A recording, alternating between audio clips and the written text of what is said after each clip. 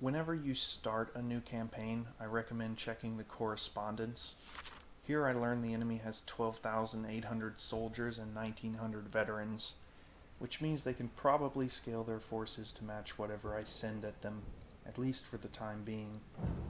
Next I check the optional minor battle, and because I have 2 reconnaissance, I see that even if I fight without doing anything else, I can still win it. Even if you don't, it's still worth looking just to see how many brigades you can bring to plan your army organization investment, which is why I check First Bull Run too, even though I have no intention of fighting it before distress call. As it stands, I can field 8 units total, so I'll need to invest 1 point there if I want to take 10 to First Bull Run.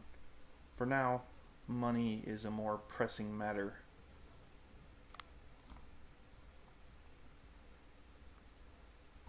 1 point in logistics is a reasonable investment because it puts additional artillery in the shop before Shiloh. However, on higher difficulties, you probably won't have money to buy it anyway. Economy is the route I'm going, and it's extremely powerful in this mod because of how expensive everything is. In fact, it's so powerful that I'm going to invest both my starting points there. Politics is okay as a start, but I think economy is just a little bit more useful.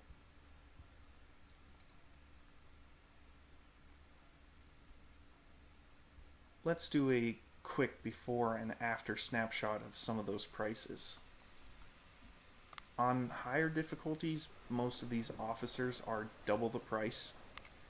Ignoring how illogical this is, and considering it purely as a gameplay mechanic, hard and legendary already gives the player fewer resources to work with, so making officers more expensive punishes the player twice.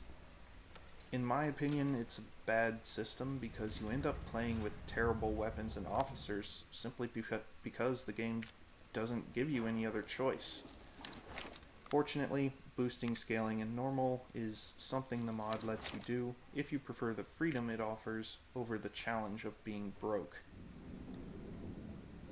Replenishing these brigades would be the smart thing to do, but I'm not going to.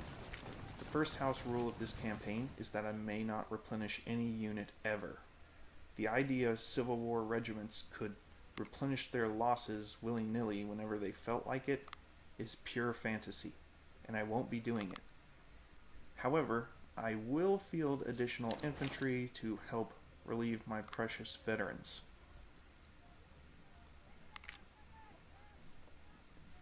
I could buy 2,000 Springfield 1855s in the shop for $50,000, which is nearly half my entire allowance. Or I could speak to the government and get those same 2,000 rifles for just 5 reputation. On higher difficulties, you might consider the officers because of their double price, but on normal, they're a terrible use of rep. The cannons are a reasonable option because fielding powerful guns in large numbers is often difficult, especially at the start. Money-wise, the rifles are the best bang for your buck, and I take them for that reason. Fun fact, the Springfield 1855 was arguably the worst rifle in the history of the US Army, and they're not much better in this game. But I suppose they're good enough for rookies who couldn't hit the broadside of a barn no matter what rifle they're using.